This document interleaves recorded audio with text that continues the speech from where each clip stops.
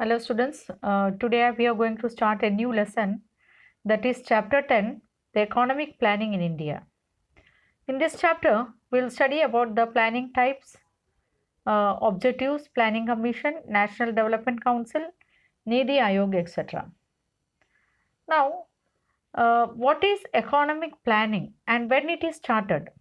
In the introduction, we studied about that in the year 1950, the government of India established the Planning Commission. And in this Planning Commission, the Prime Minister has been designed or designated as the ex officio chairman. And this Planning Commission consisted of experts from various fields such as banking, finance, industries, etc.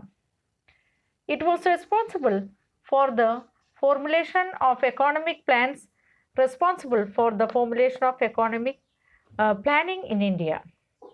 Now we are going to study about the meaning and definition of economic planning. Now, economic planning is a time-bound program to achieve certain objectives with the help of available resources by the planning authority. So, the planning authority in India has established this planning commission with the aim that to achieve the development in the country.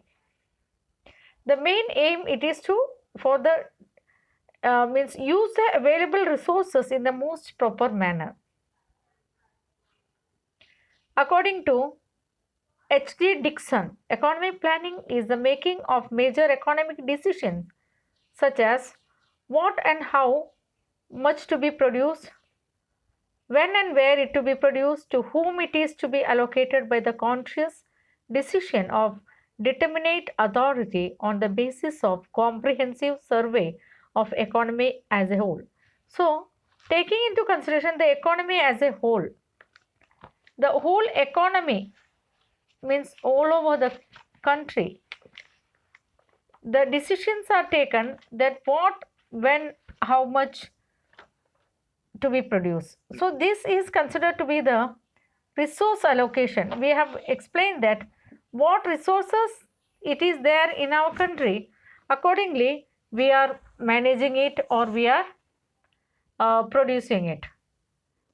Now, Dr. H.D. Dixon has given a definition of economics as it is a planning. What it is? It is the making of major economic decisions such as what are the economic decisions? What, how much to, what to produce, how much to produce, how to produce, when and where, to whom it is to be produced, to whom it is to be allocated. So this definition simply we have to study that economic planning is the making of major economic decisions such as what and how much to produce, to be produced, how and when it is to be produced, to whom it is to be allocated by consent decision of determinate authority on the basis of comprehensive survey of the economy as a whole. So, in this we have to take a survey of the economy as a whole. Now, according to Mrs. Barbara Wooten, planning is a conscious and deliberate choice of economy priorities by some public authority. So, these are the things which we have to notice while we have to study about the definition. We studied about the two definition, that is the definition of H.D. Dixon and the definition of Mrs. Barbara Wooten. Barbara Wooten has explained in a very simple form that economic planning is a conscious and deliberate choice of economic priorities by some public authorities. So, the public authority take into consideration that what things has to be produced, to whom it has to be distributed, what is the condition of the country as a whole, and all these matters the economy has taken. Now, when we studied about this, we have to study about the features. Somewhat 10 features are given in the slides. You can see the 10 features are given about the economic planning. First, it is Central Planning Authority, a survey, objectives, priorities and targets, mobilization of resources, plan period, evaluation, continuous process, coordination, flexibility. So these are the 10 points which we are going to study about the economic planning. The first one, when we study about the first one, it is that Central Planning Authority. Now, when we study about the Central Planning Authority, we can see that it undertakes the economic planning. That is, the Central Planning Authority is the Indian government planning commission. Now, in 2015, this Central Planning Authority has changed from Planning Commission to Niti Ayog. It is National Institution for Transforming India. So in since 2015, this Planning Commission has changed its face as Niti Ayog. So now when we say about the Planning Commission, we have to remain in mind now it is Niti Ayog. That is National Institute for Transforming India. This was started in the year 2015. A survey. Second feature, it is a survey. A comprehensive survey of the economy is undertaken regarding the availability and utilization of human and natural resources. Now, in this planning authority a survey is taken place. In what matter the survey is taking place? The availability and utilization of resources. So, what resources we have to is available, and how much and how we are going to utilize this authority, it is taken into consideration. Third, it is the objectives. When we discuss about the objectives, economic planning is based on the certain predetermined objective. Which are the predetermined objective? That is realistic and flexible. Means why? Means for 5 years or 1 year or 2 years, some objectives are given. Accordingly, this planning Niti Ayog works. Fourth feature, it is priorities and target. Priorities are fixed according to the importance of each sector for the acceleration of economic development. Target is a concrete step towards attaining the objective. So, in this economic planning, we can see that we discuss about the 4 points. Which are the 4 points? First one, it is Central Planning Authority, then a survey, objectives and priorities and targets. Next, we are going to discuss about the fifth features, that is mobilization of resources. The resources needed for economic planning are mobilized through the various sources like taxation, domestic saving, deficit financing, public debt, external assistance. So, these resources are mobilized through certain policies. Which are the sources? According to the sources means resources needed for the planning are mobilized through some sources. Which are the sources? Taxation, domestic saving, deficit financing. So, this taking all this into the matter, the planning is mobilized, means the resources are mobilized. Plan period. Plan period as per need in the country like India, planning generally is for a period of 5 years. So, our means the change in the government policies also takes place during the 5-year plan. Evaluation. Periodic assessments such as midterms appraisal is done incorporate necessary changes, priorities and targets of the plan. So, evaluation is done each year, means in what matter the resources are utilized, and has it given the succession or the successful running of this planning is evaluated in certain process. So, this assessment are done in midterm according to the target of the plan. 8, it is continuous process. Economic planning is a continuous process. It aims at the development. Coordination. The state of the country also undertakes economic planning along with center. Thus, coordination between the center and the state is very essential. Then flexibility. Central Planning Authority maintains flexibility in its approach. This makes it possible to incorporate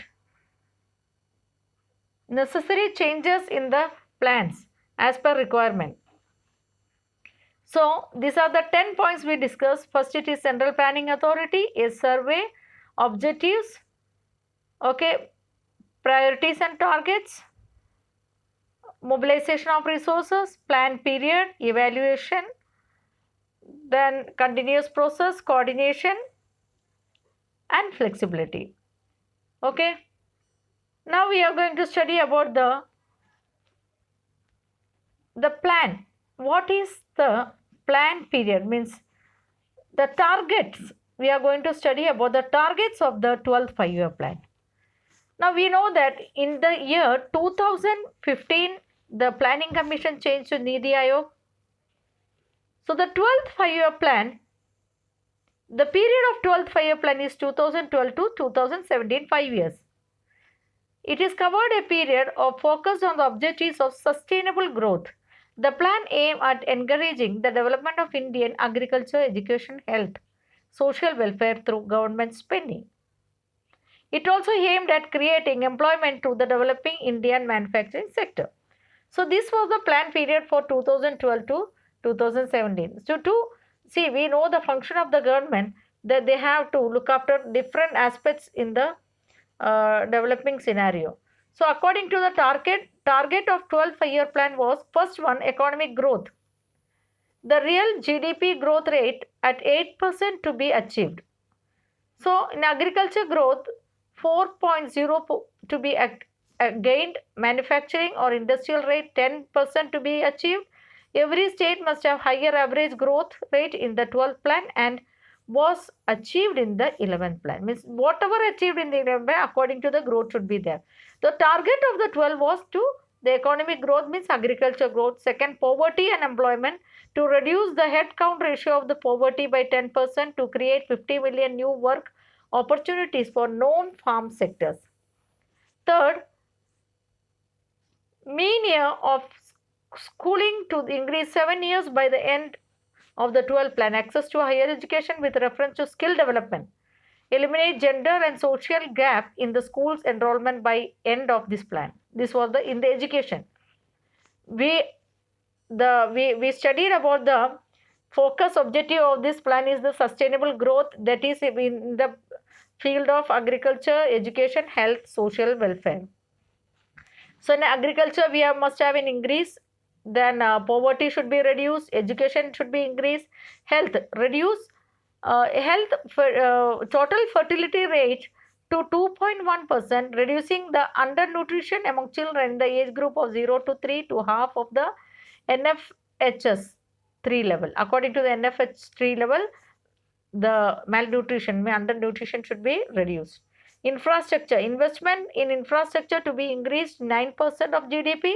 Connect all the villages with roads, all weather roads. All weather roads means we know during the rainy season or summer winter, every time in the rainy land area or rainy regions, the road should be constructed in that manner.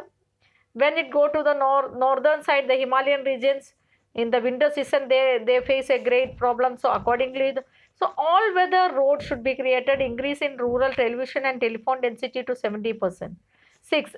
Environment and sustainability. Increase green cover of 1 million hectares every year in 12th plan.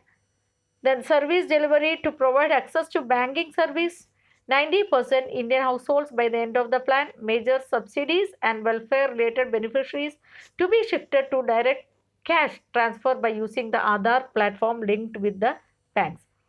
So 2012, this was the target that was made. We studied about the 7 targets mainly that should be followed in the 12th plan, means agriculture increase, poverty reduction, educational increase, health facilities, infrastructures, environment sustainability and service delivery to all the sector. We studied about it.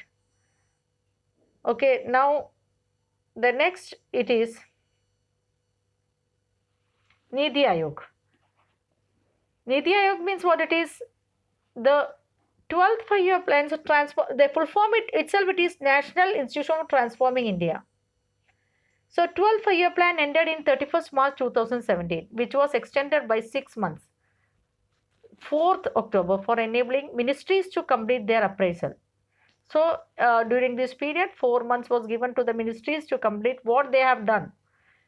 Niti Ayog, introduced in 2015, aimed at expanding the role of states, making the state role more positive in collaborations with the center. Formation of Niti Ayog was an innovative and remarkable step to reinforce the principle of federalism and decentralization of the power. It also aimed to accelerate economic growth and development. Resolution of Niti Ayog was sanctioned on 1st January 2015, but its actual execution started from after the completion of the 12th five-year plan. So the work of the Niti Ayog started after the 12th five-year plan. When was the end of the 12th five-year plan? 2017. When was the Niti Ayog started? 2015. So this period was taken to set up all the work of the Niti Ayog. Now, as the premier policies think tank of the government of India, Niti Ayog aims to evolve a shared vision of national development with active involvement of the state. It fosters cooperative federalism through structural support and policies guidance to the states on continuous basis. The following pillars of Niti Ayog, we can see 7 pillars. Vision documents of India, appraisals document, 12th five-year plan, transforming India, lecture series organized by Niti Ayog, doubling of farmers' income, outcome budget and outcome framework, Global Entrepreneurship Summit 2017, launching of program to transform, identify aspirational districts. So this was the 7 pillars of the Niti Ayog.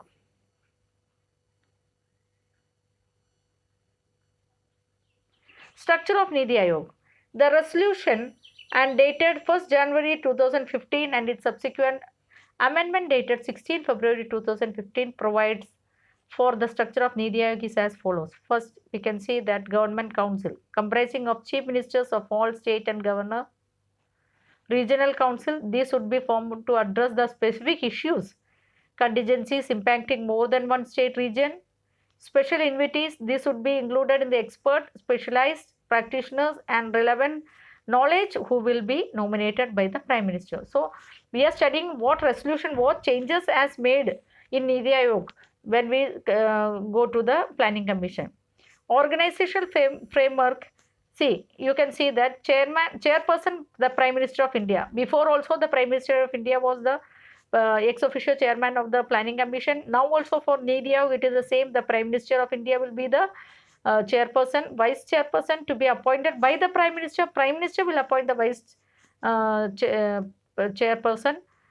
Full-time members 5, part-time members 2. So in this we can see the ex officio members, see that maximum of 4 members of the Union Council Minister to be nominated by the Prime Minister. Chief Executive Officers to be appointed by the Prime Minister for the fixation schedule in the rank of Secretary to the Government of India. Secretariat as the deemed necessary of Union Territories. So these are the changes that made in the structure. Function of Niti Ayog, we can see that again the 7th function is given. Shared national agenda, in that evolves a shared vision of national development priorities and strategies with the active involvement of the states. So state will be involved, and for this national agenda for the Prime Minister, Chief Ministers to be implemented. State, best friend at the center, support state in addressing their own challenges, building on strength and comparative advantages. This will be through various means such as coordinating with ministries, championing their ideas, and center providing consultancy support and building capacities. Third, decentralized planning, restructuring the planning process into bottom-up model from village level, local government to national and central level. So, decentralized planning means the planning from the village to local government, national level, central level, like that the changes will be made. Knowledge and innovation hub. be an accumulator as well as booster of the research and best practices on good governance through a state of the art resource center which identifies, analysis, shares and facilitates replication of the same. So in this knowledge, different innovation has to be taken place. Fifth, monitoring and evaluation of monitoring the implementation of the policies and programs and evaluate their impact through rigorous tracking of performance metrics and comprehensive programs evaluation. This will be identified weakness and the bottlenecks for necessary course correction, enabling the data driven policy making, encouraging greater efficiencies and effectiveness. So in the monitoring evaluation, we can see that the government will appoint different policies to monitor what programs are going, what are the difficulties, what are the weakness, and these all things. Means we can see that in the planning commission also many things were done in the same manner. Then sixth one, cooperative and competitive federalism. By primary platform for the operationalizing cooperative federalism, enabling states to have active participation in the formulation of national policies and achieving time-bound implementations of quantitative and qualitative targets through the combined authority of prime ministers and chief minister of the states. Other function as interconsultancy, conflict resolution, technological upgradation. So these are the 7 functions of Niti Ayog. We can see that we studied about the planning commission and Niti Ayog. We will coming slide we will study about the what are the differences that we can see in these two things, Niti Ayog and the planning commission. See comparison. Now planning commission was established in 15th March 1950 and Niti Ayog was established in 1st January 2015. Planning commission enjoy the power of allocate funds to the minister and the state government. Niti Ayog is an advisory body to think tank which performs the function of the allocation of funds. So, see what is the difference in the planning commission enjoyed the power. Now the Niti Ayog is an advisory body. And what they do, allocate funds. And here also, in the planning commission also, they enjoy the power. Means they were having the power and also allocate funds. Now the third, role of states was restricted. In the planning commission, the role of state was restricted, National Development Council and annual interaction during the plan meeting. In the Niti Ayog, state government are expected to play a main role. The state government has to work. Fourth, secretaries or secretaries were appointed through the usual plan. Now in these secretaries, CEOs were established by, they were appointed by the Prime Minister. Planning Commission had no provision of part-time members. Niti Ayog has the provision of part-time members depending on the need. Planning Commission had a chairperson, a member secretary and full-time members. Niti Ayog as chairperson, vice chairperson, full-time members, part-time members, ex officio chairman and CEO of secretary rank. Planning Commission framed policy for the state and tied allocation of funds with approval of the project. Niti Ayog is only a think tank and does not have the power to frame policies. So now we can see there's difference. 7 differences are given with the Planning Commission and Niti Ayog. In this chapter, we have studied about the objectives and what was Planning Commission and what's Niti Ayog. This much only is in this chapter. So the chapter is finished by the comparing both Planning Commission and Niti Ayog. In this chapter, the work is not given what work is done during the period, what is the target. In the lesson 12th 5-year plan, we can see that the planning period, what achievements were given, what were they arranged and all these things. So, okay students, this lesson is completed and just go through the functions, objectives, both the functions of the Niti Ayog as well as the Planning Commission. Thank you, sir.